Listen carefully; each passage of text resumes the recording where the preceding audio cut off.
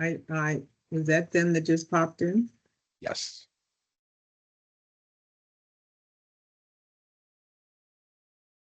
Philip and Pauline, Morning. please come on camera. Okay.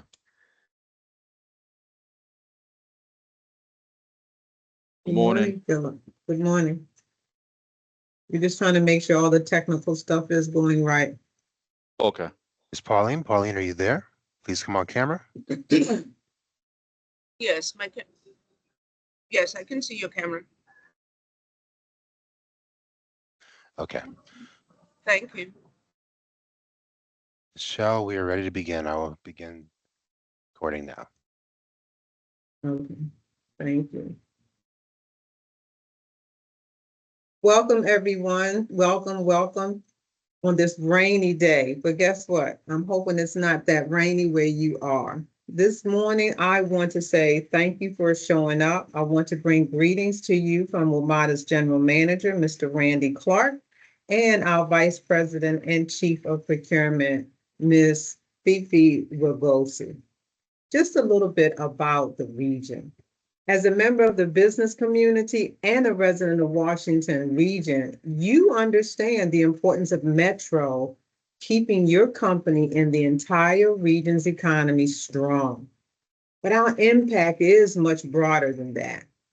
We knit the region together by enabling employment, housing, shopping, and entertainment across the communities. We boost the property values and increase tax revenues near all of our stations. We save workers hundreds of thousands of hours each day that would be lost in traffic. And we save families hundreds of $1 million per year in car expenses. So that's pretty good. Metro could not provide these regional benefits, though, without the business community support. You provide Metro with the tools and services needed to keep the system running. So we rely on companies like yours to assist with the functions that we have, like our IT, bus and rail maintenance, new construction, planning, and real estate. So I just want to say thank you so much for all that you do to keep Metro going. You're in for some good stuff this morning. We have part two, future fulfillment fundamentals, a roadmap for achieving long-term financial goals in collaboration with World Financial Group. I want to welcome our people back. Yes, Miss Pauline and Mr. Phillip, they are back to give you this great information. So stay tuned. Because at WMATA, I want you always to remember certification is the key to participation. And we encourage all those that are not certified small businesses to please get certified with WMATA. We do have 5 socioeconomic programs that you can be certified in. Some of you may already know we have our 2 federal programs, which is the DBE, Disadvantaged Business, and our Small Business Enterprise programs. But if you don't know, we have our minority business program, which is our local programs, non-federal. You have the minority business enterprise, small and micro business. So please check out our website and learn more about these programs. We are definitely open for business, and we want you to be a part of our contracting opportunities. We are always your Metro, the way forward. Please remember to put all questions in the chat and to fill out the surveys that will be sent to you after the outreach event. These surveys, they help us to plan events just like this one that can benefit or support your business growth. So now let's introduce our presenters. We have Miss Pauline. She has been a financial literacy advocate over 27 years and officially became a financial advisor about 1 year or so ago. Her previous career was 25 plus years of experience in transportation industry and strategic planning and change management. We are looking forward to hearing from Ms. Pauline, and we also have Philip. Philip is a financial advisor and educator devoted to empowering individuals, families, and businesses like yours in reaching their financial objectives and establishing a secure financial footing for the future. Philip fosters collaborative relationships with clients to address their financial challenges proactively. With extensive experience, he serves as a trusted personal finance specialist as well, offering tailored services that focuses on tax optimized financial decisions. Philip has guided numerous clients through those pivotal financial milestones, whether you're talking about retirement planning to college funding, using strategic insights and personalized strategies to ensure your financial security. So without further ado, I want to bring on Philip and Miss Pauline. And I want to thank you guys for coming back and making this type of webinar for our businesses great opportunities for them to be educated. Thank you so very much. Thank you very much, Ms. Michelle. Good morning, everybody. Can you all hear me loud and clear? Yep, so far so good. So let me go ahead and share my screen.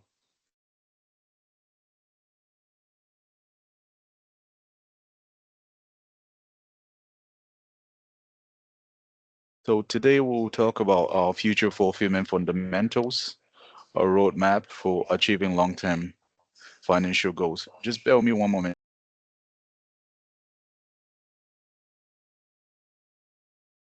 All right. So let's get started. So as a disclaimer, the information that we'll present today, I don't want you to interpret this as any accounting, investment, legal, or tax advice, and it is not an offer to sell or solicitation to buy any security, insurance, or any other financial product. The workshop is for educational purposes only, and as part of our national campaign for financial literacy, our aim is to bring financial awareness and education to everybody. Truth is, you'll not learn everything during the course of this workshop. However, we do hope you learn and start gaining more confidence and also ensure you take action towards reaching your financial goals. Being part of a campaign, we do encourage you to help empower others to do the same. And to help preserve the integrity and context of the information, please do not take any photos, video, or record this workshop. That part we always skip. So welcome to our workshop. I think every one of us, every single day, we get flooded with so much information, whether it's on TikTok, Instagram, Facebook, you name it.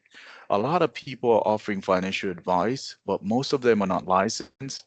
A lot of people have no industry experience. And a lot of times, most people from the old traditional industry, they usually focus on just one or two aspects of our finances. But we know that our finances, we need to take a holistic approach.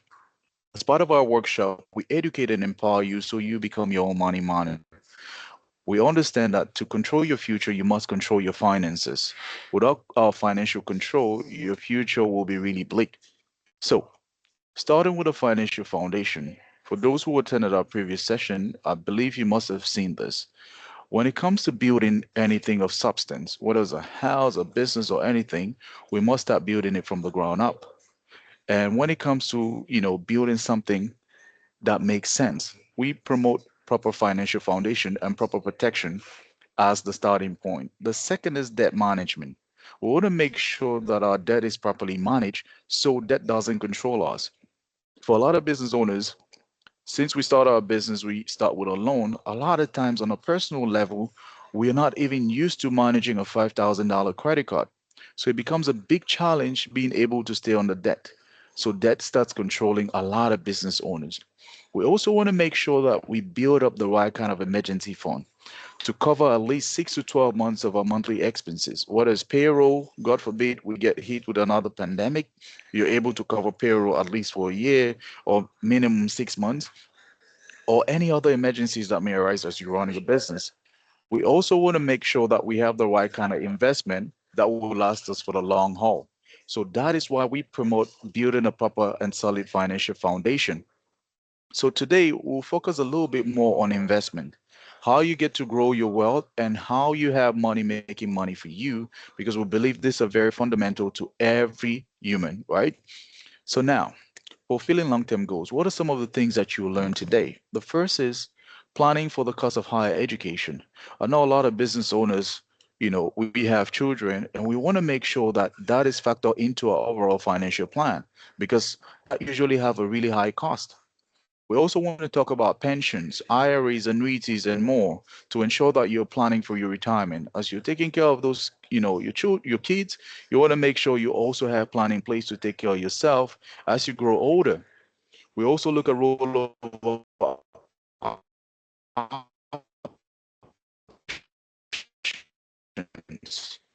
Those who have money, maybe 401k, 403b, all those different retirement plans.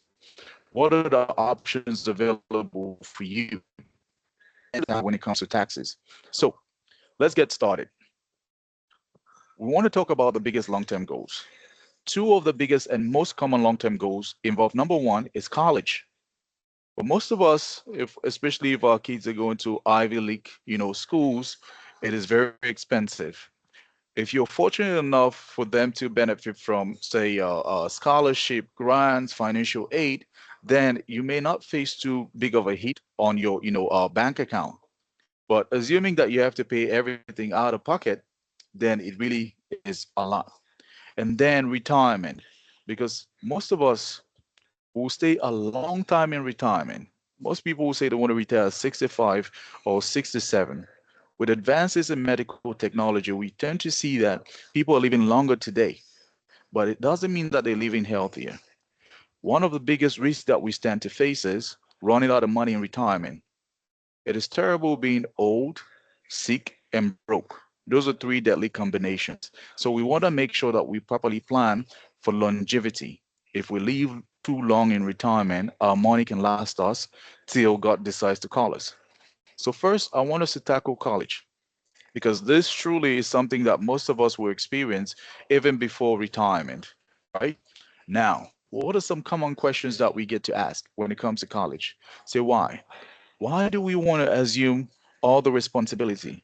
I know a lot of parents will say, well, I took student loan, so my son better go work and pay off their own, take a student loan and pay it out by themselves, right? Some people say, I ain't got to do that. But how much do we want to contribute? If your plan is to be able to help your children go to college where you get to help pay off some of the tuition, how much is it to contribute? And also, how much and when? What age do we start contributing? Do we wait until they're, ready for college before we try to panic and put money aside? And how much do we need to put every single month? Truly ask yourself, will $50 be, enough? These are questions that are really pertinent for us to ask ourselves. And also, where do we save? What is truly available for us and how do they fit in our overall financial strategy? These are key questions that we must ask ourselves. So, let me ask this question. How much do you think college will cost by the time your kids go to school? For me, my son is 3 years old, so it'll be a lot more expensive, right? So, but let me just ask this and see what do we have in the chat. Let's just share a little bit. How much do you think college will cost by the time your kids go to school? For those who still have young kids.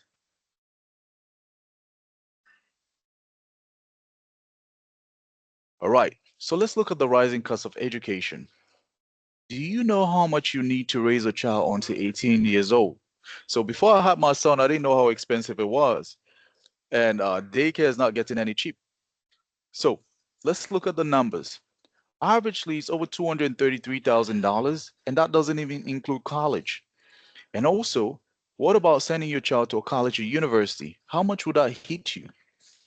When we look at a public in-state or out-of-state, the average four-year tuition as of 2020, it was just, 42,000 for public in-state university and over $125,000 for out-of-state public university, right? But in 2038, just 18 years from today, this is something that I stand to bear because my son will be, in college.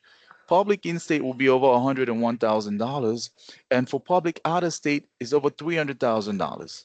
When we talk about private, now we're looking at over $356,000, and some of them may even hit $400,000. So today we see that university debt has reached over 1.64 trillion, and it's counting by the minute. So this has truly surpassed both credit card and also auto debt in totals. Average student that is graduating today with a diploma, they have over $31,200 of student loans that they have to deal with. I speak to a lot of young 21, 20, 23, 25-year-old. They have over $100,000 that they have to deal with when it comes to student loan. And they also maybe need to start a business. They need to buy a car. They need to get married. They need to buy a home. So we see that the card continues to get stacked against them. So this will literally put a lot of people in debt for the rest of their lives. So that's why I encourage parents and business owners, as we are planning for all these things, let's also make sure that we plan for college, because that is a huge cost, and it may cost a child not just to be in debt for a couple of years. They may literally be in debt for the rest of their lives. And how much will it cost you in the next 20 years? Or if next 25 years that they have to pay, how much will it be? So let's look at this. A lot of times I work with parents and they say, well, I want to put $50 or $100 a month, but is it truly enough? If we have 18 years to save for school that costs $106,000, we'll probably go in-state 18 years from today, we'll need to save wherever we get to save money. If we're earning 2% interest, we need to save over $416. If we're earning 5%, just $316. And if we're earning 8%, just $237. So ask yourself a question. Wherever you're saving for your kids' college, are you getting the most out of it in terms of interest? Are you saving it at the bank? Where do you save the money? And if you're earning less than, 2% interest, how much will you or do you have to realistically save every single month? So these are pertinent questions that we must ask ourselves and really review what we have to make sure that they are truly optimized. So we don't want our kids to be in debt from day one. And I tell you, don't let lack of knowledge, planning, or action leave your children digging out from a mountain of student debt when they get to graduate, right? And when you have to use your retirement to pay for college, I speak to a lot of people. They spend up almost everything that they were putting aside as a nest egg to pay for college because they didn't put money aside to plan for your kids' college. So they use all your retirement to cover for that. So will it be you? And if that be your situation, how would you retire? Will you have to work to age 80? Right? So these are things that we really want to make sure we plan ahead of time. So when it comes to college, there are three ways to fund higher education. The first is personal savings, and we know a lot of people are not doing much these days when it comes to personal savings. The second is need-based financial aid. This is usually based on the financial status. You can get grants, work study, student loans. And the third is merit-based financial aid, which are, typically scholarships that are based on academic, athletic, artistic, or special interest merit. So if you're fortunate, your kid, has some very, good skills, you may get maybe athletic scholarship, or if they're very smart, you may get academic scholarships. But if you know that they may not get this, you better have to start saving money. A lot of parents leverage 529 college savings plan to build up college fund for their kids. And 529 plans are qualified tax advantage savings plan, and they're specifically to be used for higher education expenses. If you choose not to use it for higher education expenses, then you get hit with a penalty, and also you become liable to cover taxes. So there are two types of plans. The first is a prepaid tuition plan, where credits at participating colleges or universities are usually purchased at the current price, which accounts for future tuition. And if the beneficiary decides that, well, I don't want to attend or participate in school, then usually the plan will pay less, and you have to cover the other portion of it out of pocket. The second type is an education savings plan, where you as an account holder, you open an investment account to save for future expenses. This will include both room and board, but in general, it may be used at any college, university, elementary, or secondary school. So what are some effects of 529 plan? Number one, contributions. When you contribute into a 529 college savings plan, the contributions are not tax deductible on the federal level. Usually we have states that may offer tax deductions, but you need to check with whatever state that you're in, what the restrictions are and also what the requirements are. The second is withdrawals. If you don't use it for qualified education expenses, then withdrawals will usually be subject to state and federal income taxes, and you'll also be hit with a 10% tax penalty on the earnings. So these are very pertinent things to know when we get to leverage a plan. Then when it comes to financial aid, when you invest in a 529 plan, you generally impact the student's eligibility to receive a need-based financial aid. As when it comes to any plan, the goal is to understand what the restrictions are and also how does it fit to your overall financial strategy. There are usually better options when saving for higher education, which may be better suited for your situation. So you need to really take time and plan. It's not something that you just, do it on the fly. You have to think about it. If I'm leveraging this strategy, how does it impact the other areas when it comes to my, overall financial portfolio? Now, let's talk about financial aid a little bit. Do you all know how financial aid gets calculated? It is very simple calculation. The first, we look at the cost of attendance. So they will look at the cost of attendance and then look at what will the family contribute. That's the expected family contribution for them to know the need of the student. So if the family has money in assets that are fully disclosable, and especially if you have 529 college saving plan above $100,000, your child will not qualify for financial aid. So a lot of parents who are, are financially savvy, they'll usually put money in places that are not disclosable, so your kid gets to benefit from financial aid.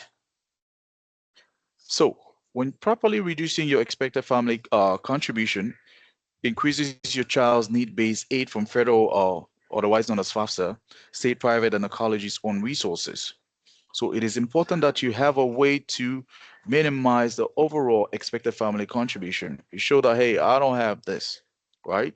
So there's smart ways to get to do this. The second, we want to talk about merit-based.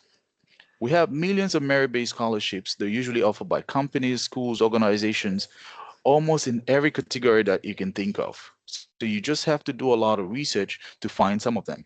So some of the tips that you can leverage, apply early. You and your child, you have to be proactive. Don't wait till the last minute.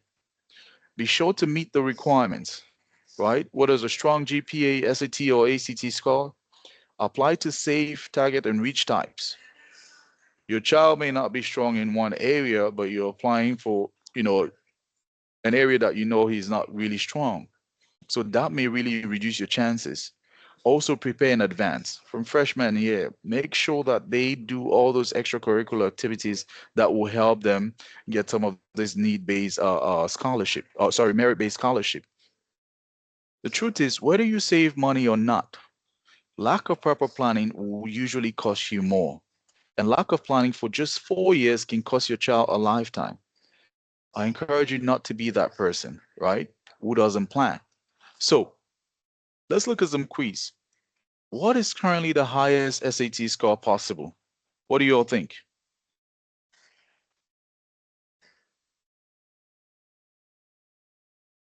Do we have anything in the chat? Okay, Yeah, I think somebody said 1,600. 1600. Okay. Let me do this. All right, how do I get back to my presentation? Okay, so 1600 is correct, right? So each path has a maximum of 800. Thus, the highest possible score is 1600. This has changed before. Initially, it was about 2400, but they put it back down to 1600 as of 2016, and until present, it's still 1600. So when it comes to college, it is more than just funding. Preparation is key. We must ensure that the child knows what they do after high school, because we know a lot of people, they go, they get a degree and they never use it. So they have that student loan that they have to deal with. They're not even making money from that degree to pay that student loan.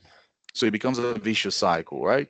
So some list of things that are needed for college preparation. We have, FAFSA and other financial aid applications, admission applications, visiting campuses, housing, transportation, and so much more. letters of recommendation, and transcripts. These are key things that we must make sure that we properly prepare and have them in place to help us leverage those different opportunities and resources that are available for our kid. And after all that, what if they choose a different path? What if they say, well, I don't want to go to college, I want to be an entrepreneur, I want to get into trade school or military or work right away? A lot of parents, they have kids nowadays that they don't want to go to college. So if you had money in a 529 plan, now you have to deal with that 10% penalty, except you have one of the other children who want to go to college where you can transfer that for them to use. So it is imperative we understand this, right? So now let's talk about retirement. Are you ready? Do we have emergency fund filled up? Are all our debts paid? Do we have college paid for all our kids? Our kids grown and independent, right? These are things that we want to have in place before we say, yes, I'm ready to retire, right? So now, don't wait for this to happen before you start strategizing about retirement. It is imperative that you start early. The earlier you start, the better off you are. The later you start, the more challenging you will be, right? So let's talk about the three-legged stool. The first is personal savings, company pensions, social security. The truth is, today, most companies are not offering pensions anymore. And social security, the amount of people that are contributing into social security fund continues to dwindle down because people are not having as many kids as they used to. So the amount of people contributing into social security fund goes down. How does that impact you and me? By the time we get to retire, maybe the amount that social security pays out might not be enough. As of today, I think the highest is about 48 of $4,800 for those who start collecting age 70. And for those who start collecting at age 67, maximum is about $3,800. So would that be enough, right? So let's talk about this. Since 1935, the federal government has offered one main retirement benefit, and this is based on your income and all the amount that you got to contribute during your working years, known as Social Security. So full retirement age will depend when you were born. So you may receive Social Security as early as age 62 or as late as 70. But there are implications with you taking this too early, right? So if you take this benefits early, say at 62, you get just 75%. If you take it at 63, just 80%. At 66, you get 100%. But if you wait till 70, you get over 132%. And the truth is, you don't receive these benefits automatically. You must apply for them. So when would you start collecting? Would you wait or would you get it too early? And if you get it too early, what will be the implications for your retirement? So these are things that a lot of us we're not taught about, right? So, like I said, will it be enough? So the Social Security Administration, they do have a calculator to help you determine the benefits that you can get, right? So will Social Security provide enough for you? The truth is, Social Security wasn't designed to provide for all your retirement needs, right? It covers a portion and then you have to cover a big portion of that. But most people didn't think about this because in the past, a lot of people just relied on Social Security. Inflation is at an all-time high. Cost of living continues to go up. So as things continue to spiral out of control, will we be able to really rely just on Social Security, right? What about our personal savings? If we're not doing enough, what will the future look like, right? So let's talk about different investment vehicles that are usually available to help us work towards reaching that retirement goals and need. So company pensions. Are you employed? So a lot of people may be offered a pension based on the number of years that they have worked, which is also known as a defined benefit plan. So when it comes to a defined benefit plan, otherwise known as a traditional pension plan, it's usually paid by the employer. The truth is, you will receive a set payout, otherwise the name defined benefit. This is usually very costly for employers. That is why a lot of employers have moved away from providing pension. They're either providing 401k or 403b or TSP 457, and you usually have no control. Your employer controls this, right? So now we see a shift in responsibility, right? Over the past few decades, like I said, pensions have dramatically declined or completely eliminated. For those who may have gained employment maybe 10, 20 years in the past, they may have benefited from pension. Most companies today don't provide any pension. So if you were looking to rely on pension, I don't have any good news, right, when it comes to that. So defined benefit plans, like I said earlier, they're more costly compared to defined contribution plans. And employers will bear all the responsibility for ensuring employees receive benefits, right? So now, what about personal savings? Your future is truly your responsibility. We must shift from social security to self-security.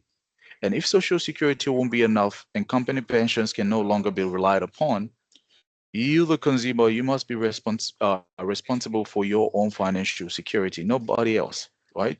So we'll go over a couple of different things. The first, we'll talk about mutual funds. We'll also look at defined contribution plans, known as 401k, 403b, 457, or TSP. We'll also talk about IRAs. We'll look at the traditional Roth, SEP, and Simple, and we'll also talk about annuities and more. So let's start with mutual funds. A mutual fund is simply an investment vehicle where a pool of money is usually invested into a portfolio of various assets and is usually managed by a fund manager, right? So investors, they get to purchase shares of the fund where they partake in both profit and losses. So the content and risk of the portfolio is usually based on the fund's objectives. So you want to be sure what the objective of the fund is before you get into the fund.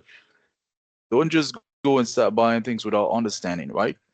So it usually has very low investment minimums, and entry is very, easy. You don't really need a large amount of money to start, and you can get in and out of the investment with relative ease. So it provides liquidity. But the truth is, liquidity may come at a cost. Let's say you have money in a mutual fund and that fund has gone down and you want to cash out. You may be cashing out at a loss, right? So the risk is spread out over many asset categories to help minimize loss.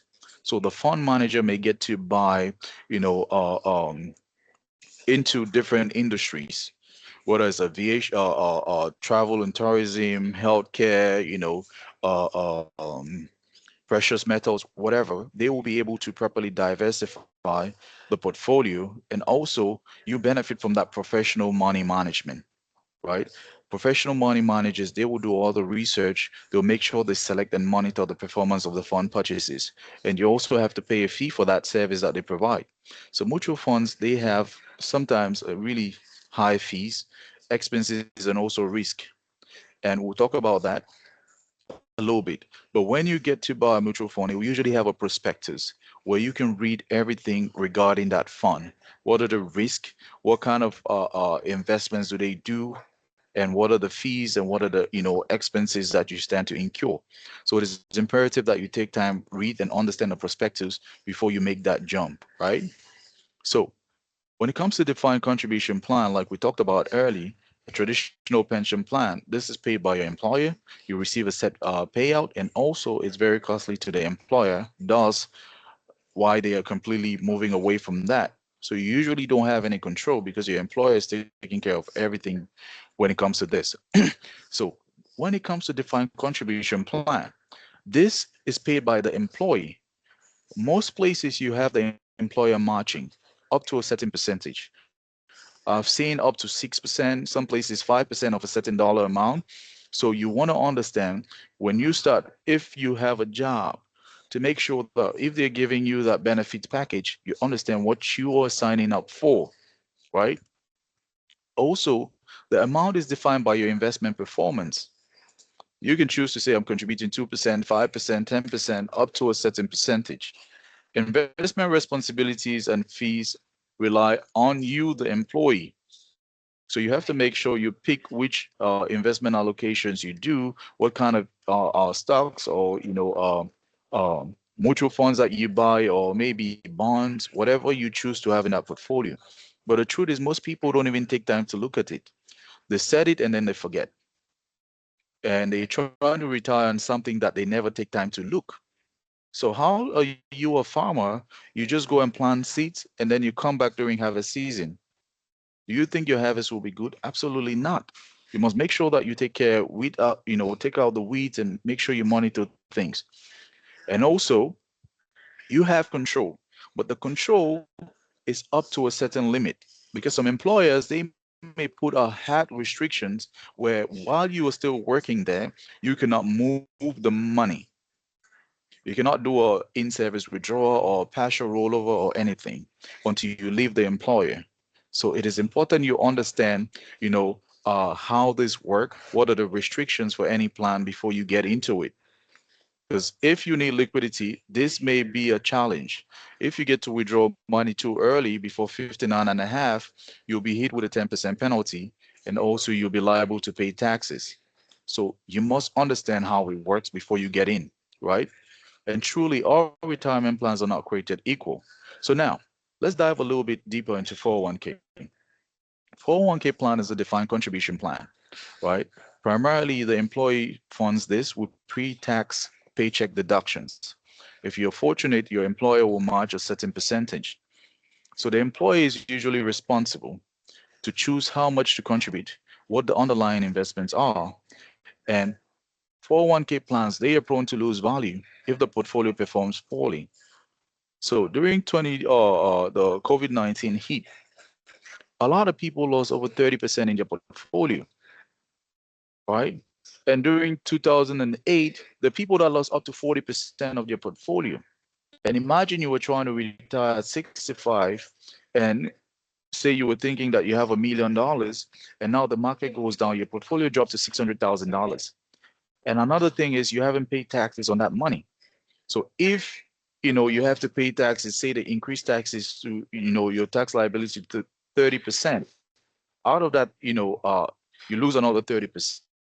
So it is imperative that we understand these things before we get into it.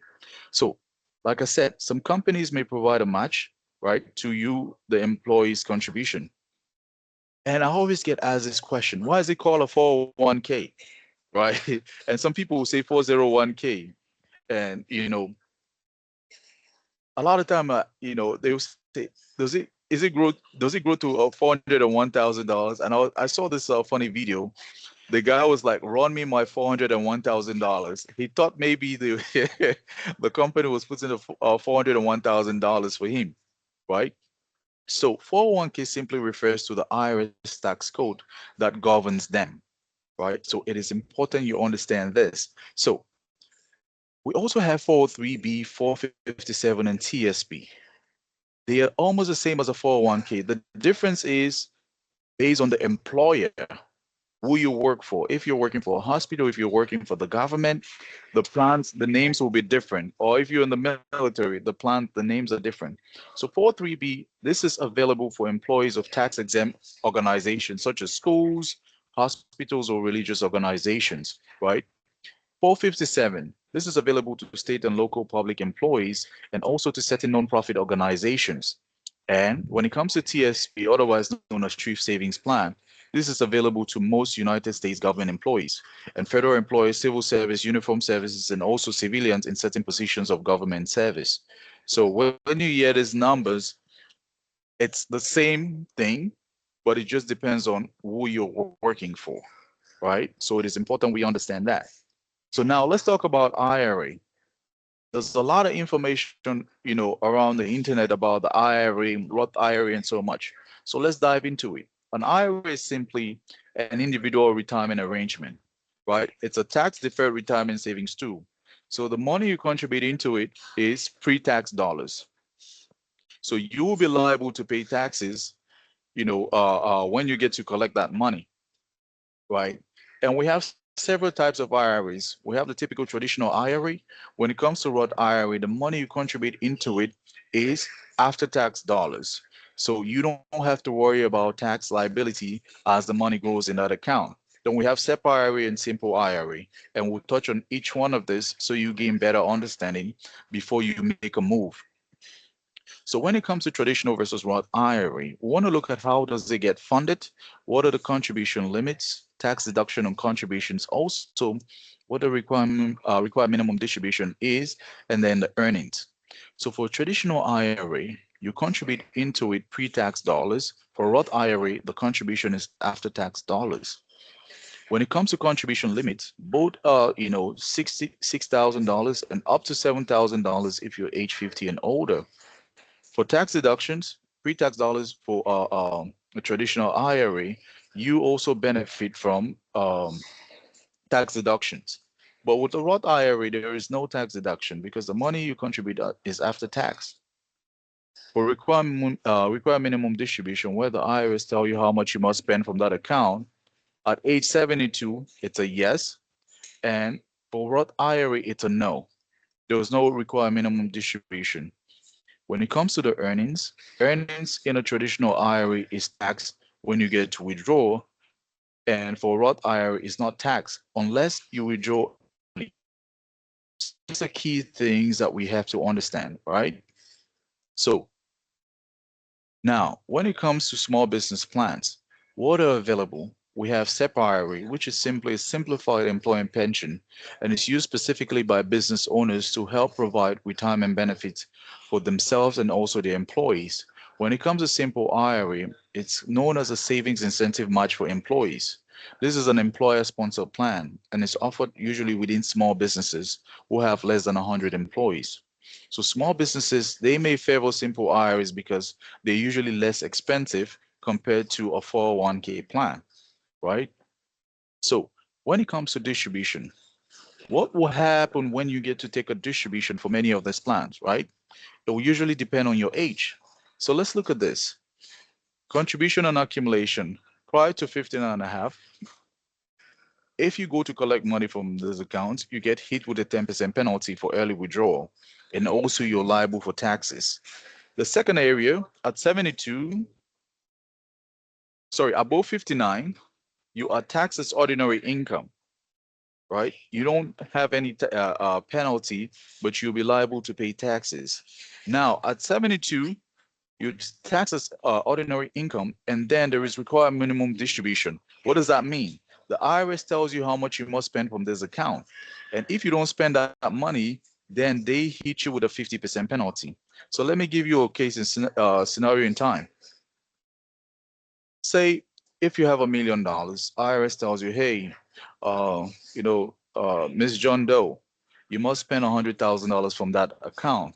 And you choose to say, hey, IRS, you can't tell me what to do. And you pull out just $50,000. That remainder $50,000, they hit you with a 50% penalty. So off the bat, you lose $25,000 and you're still liable to pay taxes. So it is imperative that we understand this when we get these plans so we can properly plan accordingly, right? So you usually have just 12.5 years that you can control your money that is free from potential penalties when it comes to any of these retirement plans, right? So let's look at this example. Say if you took $20,000 at the following ages, how much would the penalty, taxes, and the net amount be? We want to assume a 30% tax bracket and a required minimum distribution of $40,000, right? So at age 50, you have a 10% penalty prior to 59 and a half. So that's $2,000. Tax $6,000. The net amount is just $12,000. So if you are planning to get $20,000, now just tax and penalty takes away $8,000. You end up just with $12,000. So at 65, since you don't have any penalty, you're still liable to pay taxes. $6,000 at a 30% tax bracket. So the net amount that you get is $14,000. At age 75, so if you take, if you choose not to take the total amount, then you get hit with a 50% penalty. Now $10,000 disappears just for penalty, and you're still liable to pay taxes. So what do you end up with? Just $4,000. So we must know that required minimum distribution penalty gets taken from your account. So these are things that we usually are not told, and it comes as a surprise for most retirees. That first year in, that year when they hit 72, they are not aware. So they usually don't pull the total amount that the RMD requires. So they end up losing 50% of, in the amount that they were supposed to pull out.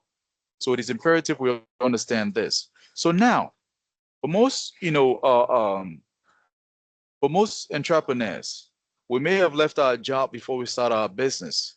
So if you've changed jobs, or if you're still working and you just move from one job to another, if you have a 401k that is just sitting there, what are you doing? What are the options that are available for you, right? When it comes to a rollover, it's simply a transfer of assets from one retirement plan to another without you incurring a taxable event. So most people, when they leave a job, they'll usually move that money, they'll roll it over to the next job's retirement plan, right?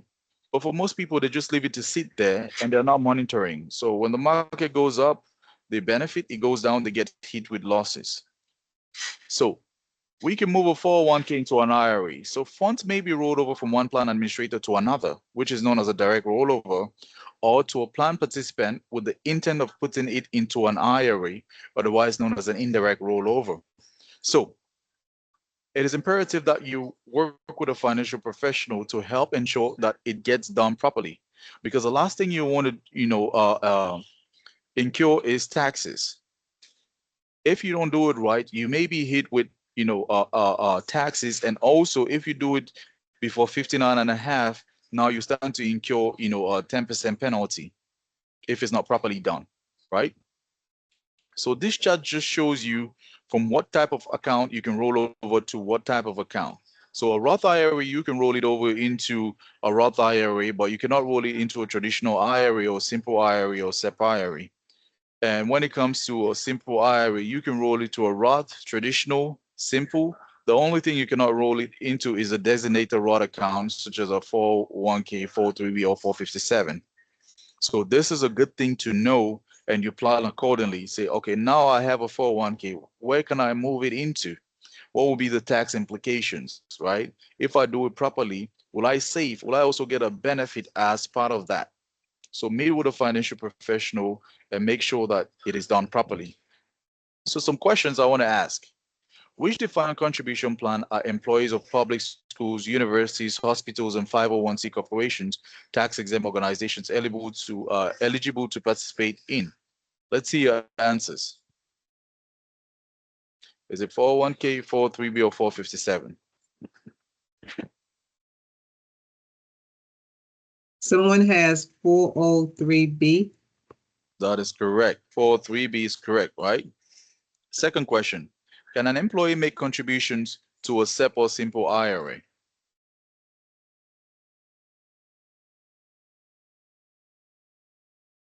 What do you all think?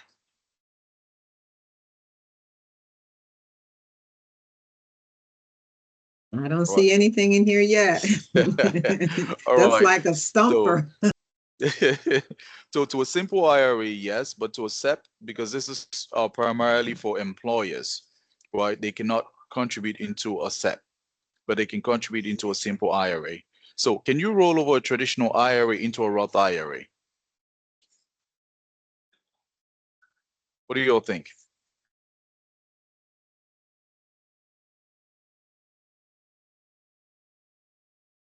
Yes, somebody said yes. Absolutely. That's a yes, right? So can you roll over a SEP IRA into a simple IRA? Yes. That is a no, right? So I want you to keep in mind when rolling over the things that you must consider. The first, will you continue with tax deferral? That is very important, because if you're rolling over where you get hit with, say, if you're in the 30% tax bracket, you lose 30% of that portfolio. That doesn't really make any valuable sense, right? The second is increase investment options. Will it help increase your, principal, right? And will it also give you room to have other investment options, whether it's better index accounts or access to better mutual fund options, whatever the investment options, does it expand it for you? The third thing is, does it have potentially lower fees or cost, right? And better communication. Initially, was a plan with someone that never called you or never scheduled time to do reviews or monitor your portfolio. Better communication is key when it comes to you building proper retirement portfolio for yourself. And also simplification. Do they take the time to explain things to you so you have better understanding where you can become your own money manager, right? How are you currently managing with your assets? Is it all over the place? Can you roll over your account into something more appropriate for yourself that gives you, more control of your money? So it is imperative you understand this, right? So now let's talk about annuities. As we see today, people are living longer. We have a greater need for long-term solutions, solutions that will help us not run out of money in our retirement years, right? So an annuity is an insurance product. It helps address the risk of you outliving your money. So while we have life insurance, which helps protect against premature death, an annuity can help protect against living too long, right? So how does it work? You give a large lump sum of money, known as a principal or account value, in exchange for a series of payments. So a lot of people that are nearing retirement who are worried about running out of money that I work with, I usually help them set up annuity contracts that positions them in a place where they have guaranteed lifetime income. Because we see a lot of people, when you go out to Walmart, Sam's Club, BJ's, Costco, a lot of people that are at the door checking your receipt, it's not because they like doing that. It's because majority of them, they still have taxes to pay on their homes. So there's property tax. So if they don't do that job, they don't have money to pay and they may end up losing their home. So this can be a great option that they can leverage. So the monthly check is determined by the size of your account, the interest rate, and also the life expectancy. Annuity, if we put it simply, is your own pension plan. That is you setting up a pension for yourself, right? So we have three different types of annuities, right? They are named based on how they grow. The first is a fixed annuity. This guarantees a fixed rate of return. I've seen some 5%, 5.6%, right? Then we have index annuity. The returns are usually credited based on a market index, such as S&P 500. So with index annuities, they guarantee you of never losing your principal, never losing any gains. When it comes to variable annuity, the returns will usually depend on the performance of a portfolio or the investment choices that you make. So you have the potential of, a huge upside and also the potential of a huge downside because it's variable. It's directly tied into the stock market. It goes up, you go up, it goes down, you go down. So for someone that is, getting closer to retirement, this might not be the best option because say you retire at 65 and then we get hit with an economic recession and you lose 30, 40% of your portfolio. That may put a big wrench into your retirement plan, right? So now, options for receiving benefit when it comes to an annuity. Annuitization is a traditional method of payout. What does it mean? It means that you convert or trade your annuity account into regular payments that are designed to last for a specified period of time or the rest of your life. We also have period setting, lifetime payout, and also joint survival, right? Where period setting, you can say, I want a payment for a certain period of time, or I want payment for my lifetime, or I want to make sure if I pass away, they will continue to pay my spouse. So a lot of people are worried about, say, hey, if they pass away, their spouse may run out of money. They'll usually set this and make sure as they collect, if they pass away, their spouse continue to collect on the annuity. They can also add an income rider. It's an alternative method that may be available for most annuity contracts. It also provides a lifetime income, but do so as the account value continues to grow. Riders are usually available just for an additional fee. So while taking income from the rider, the account value can go to a beneficiary if you should pass away. So it also gives out an opportunity to pass on wealth to your loved ones. This is a great thing to leverage when it comes to your retirement planning. If you don't have one, start looking into ways, say, hey, how can I set this up for myself to guarantee me a lifetime income? So let's look at some annuity questions. So an annuity is designed to guarantee you income for life. Is it true or false?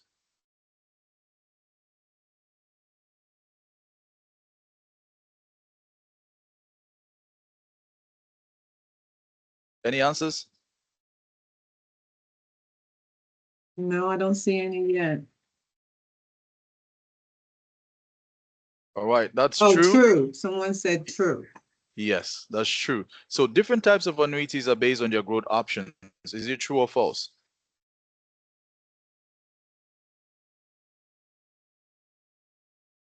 That also is true.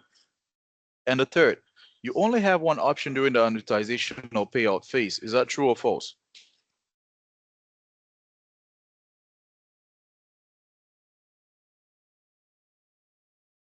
That is false, right? You have different False. Yeah, options. someone Period said setting. false.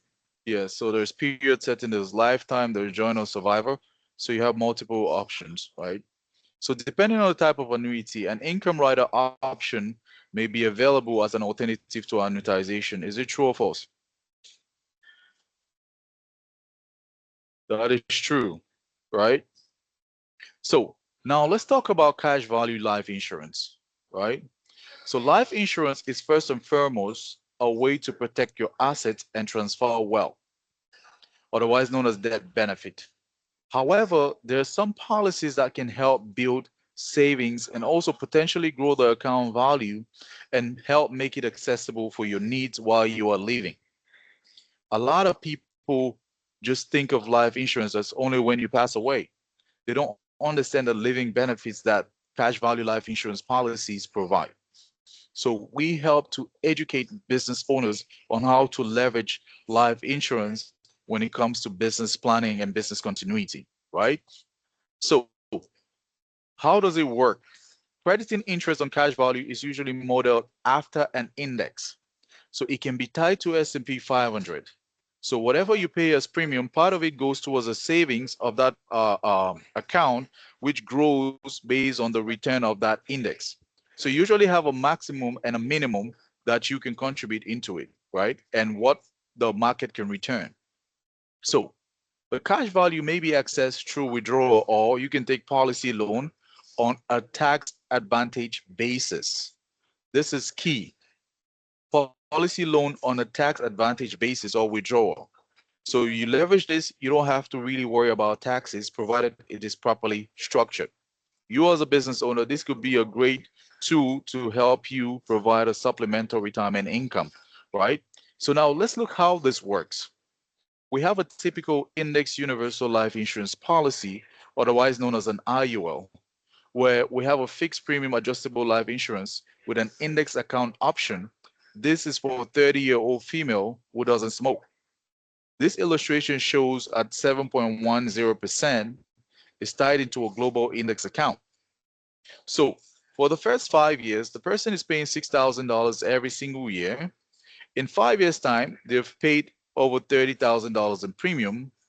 The policy value, the cash that would have compounded inside, is around 22,971. They have a debt benefit of $522,000. God forbid if they were called too soon, their beneficiaries receive $522,000 tax free. Now, let me go back here. For most business owners, when it comes to business continuity planning, ask yourself a question. God forbid if I found myself sick, whether it's critical illness, chronic illness, or terminal illness, or God forbid if I have a cognitive impairment, such as Alzheimer's or mental dementia, how will my business continue to run? Do I have a backup in place that will help me take care of all these bills so I don't end up in bankruptcy? And God forbid if I'm called too soon, the people I leave behind, how will they continue on?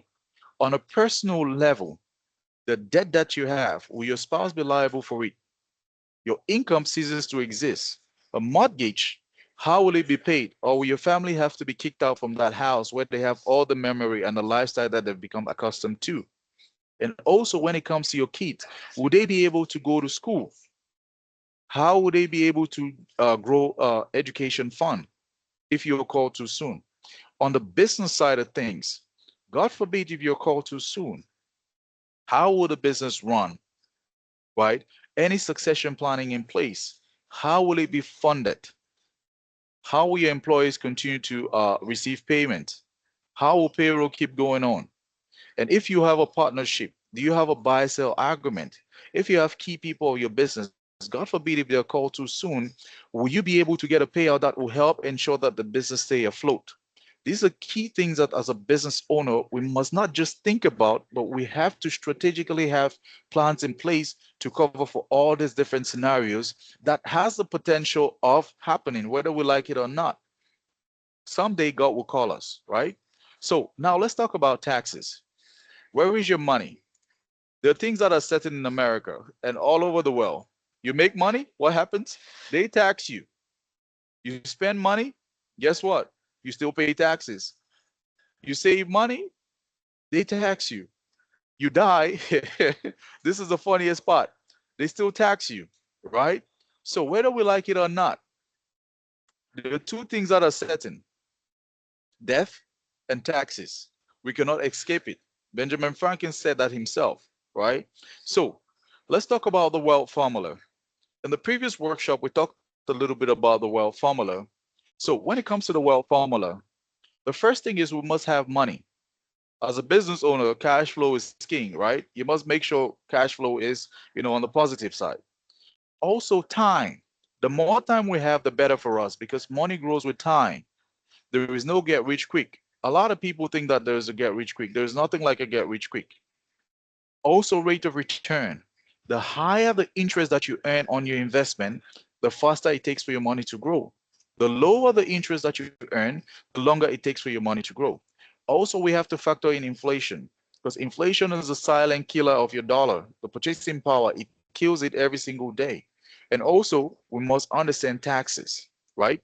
So now, let's talk about taxes. So we can truly better understand taxes and potentially minimize its impact on our financial future. But if we don't take time to understand it, we may be putting money just in, accounts that will continue to hit us with taxes for the rest of our lives. So where is your money? The IRS provides us three buckets that we can legally put money in America. The first is your tax now bucket, your checking account, savings account, certificate of deposit, otherwise known as CDs, mutual funds, exchange traded funds, stocks. In this account, you pay taxes on them every year for the rest of your life. In that checking account that they give you 0.15 cents, 10 cents, you still have to pay taxes on that. Your mutual funds, any gains, you have to pay taxes. Then the second bucket is tax later. Your 401k, 403b, IRA, SEP IRA, annuity, and pensions. These accounts are known as tax later. You don't pay taxes now. You get to pay taxes down the road. So assuming that everything being equal, if taxes go up in the future, if you have money in this account, the IRS will be smiling knowing that, hey, you're saving a portion for yourself, you're saving a big portion too for them.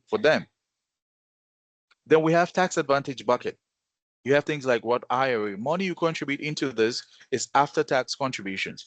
You have also 529 college savings plan. This is primarily used for college, as we said. Municipal bonds, interest rate on this is usually very low, maximums are around 3%. Then we have cash value life insurance policy. The cash that grows inside, you can leverage it through a withdrawal or through a loan, and you don't have to worry about taxes if it's properly structured. We have health savings account, otherwise known as HSA. This is primarily used for healthcare expenses. And then we have long-term care benefit. Statistics have shown that 75% of people turning 65 and older, they will need some form of long-term care. If you find yourself in a situation where you're not able to do two activities of daily living, like feeding yourself, getting out from the bed by yourself, going to the bathroom by yourself, moving from one place to another continent, those basic activities that you do almost every morning, how would you be able to cover for long-term care expense? Or God forbid, if you find yourself with a cognitive impairment, such as Alzheimer's or mental dementia, or if you get hit with a stroke, what kind of backup plan do you have in place? As business owners, we tend to work a lot, and sometimes we don't really have rest. God forbid if we find ourselves hit with any of this, health challenges, what kind of backup do we have in place? So ask yourself the question, where is your money?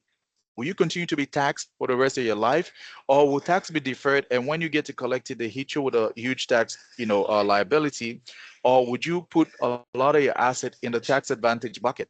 where you don't have to really worry about taxes as you grow older. Wherever you put money, make sure you save. What is a tax now, tax later, or tax advantage? Any bucket is better than no bucket. Save, right? So let's talk about reducing the impact of taxes. We have four vehicles of building wealth. First, we look at contributions if they're tax deductible. We look at the required minimum distribution if that is required for the portfolio. We look at how it grows. We look when you get to withdraw, what will be the implication, who can own it, and also we talk about accessibility and contribution limit. So now, the first is 401k. When it comes to contributions, they are tax deductible. Required minimum distribution, it applies at age 72. If you don't pull out the money that IRS tells you, you get hit with a 50% penalty. The growth is tax deferred. So you don't pay taxes today, you get to pay taxes down the road. Upon withdrawal, you get taxed as income. And an individual can own this. You can cash out, but remember, early withdrawal is 10% penalty plus taxes. And also it has contribution limits. On annuity, contributions are tax deductible. Require minimum distribution, it will depend on the source.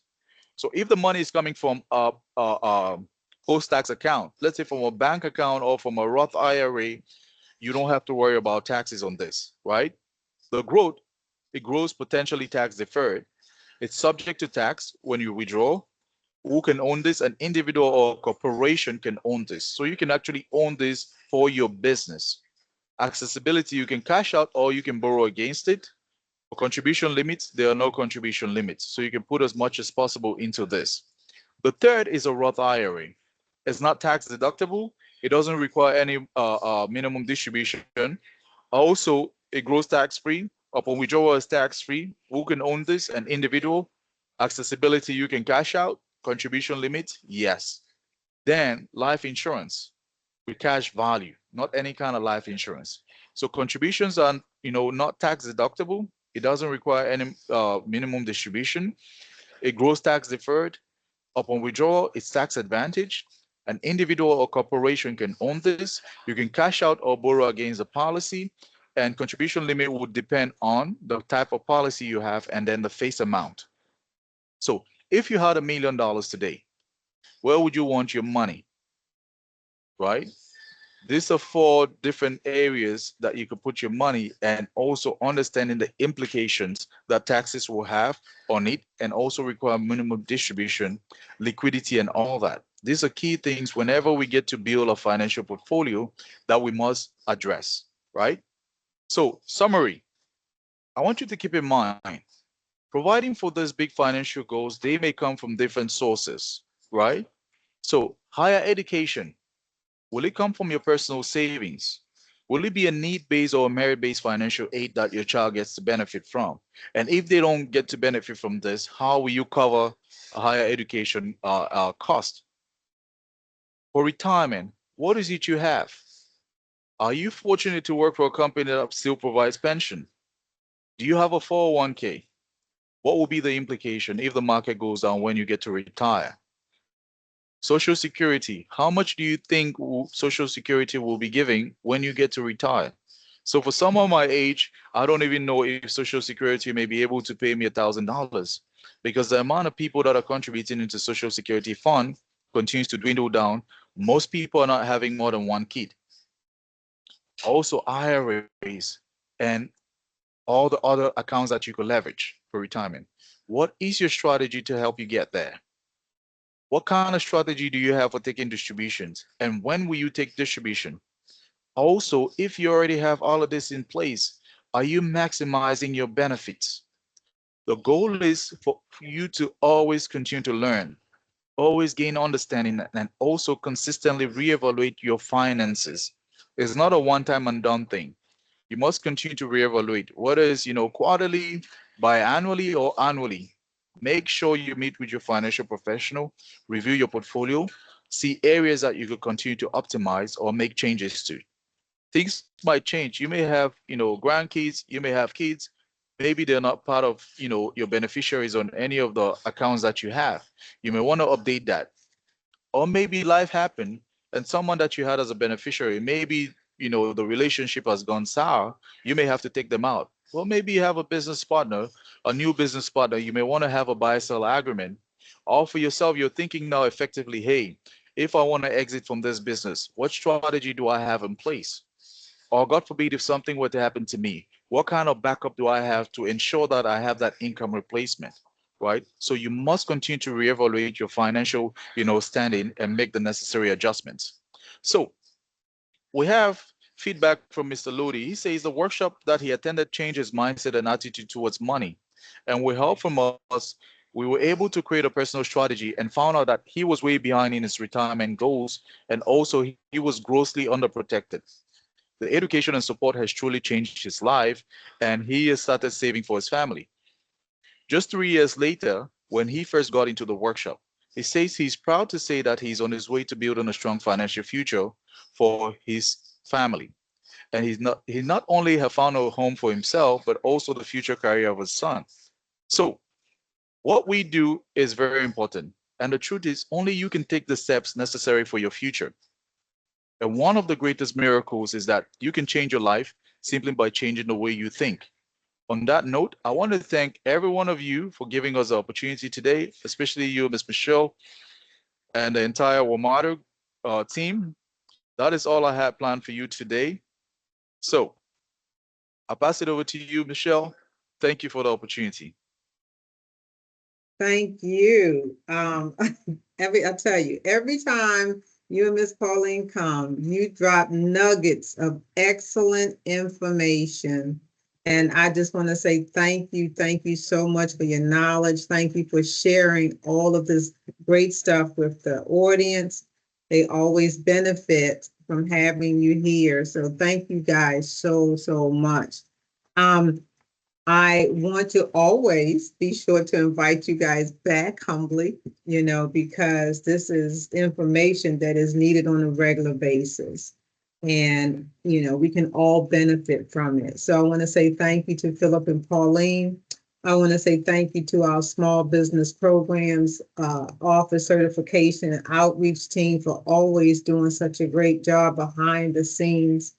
I hope that you were able to learn some important information to help your business grow, but think about it on a personal level as well, and the benefits that it has been able to offer you or to help you to think about. We always look forward to seeing you at our outreaches, whether they are in person or, if we have them here, like on a webinar. Remember that certification is key to participation, and we want to be able to have the certified businesses here with WMATA so that we can talk to you even more deeply about the opportunities. I want you to have a great rest of your day. Please check out our websites for our upcoming outreaches that we have planned to close the year out, and I look forward to seeing you all. Have a great day. Take care.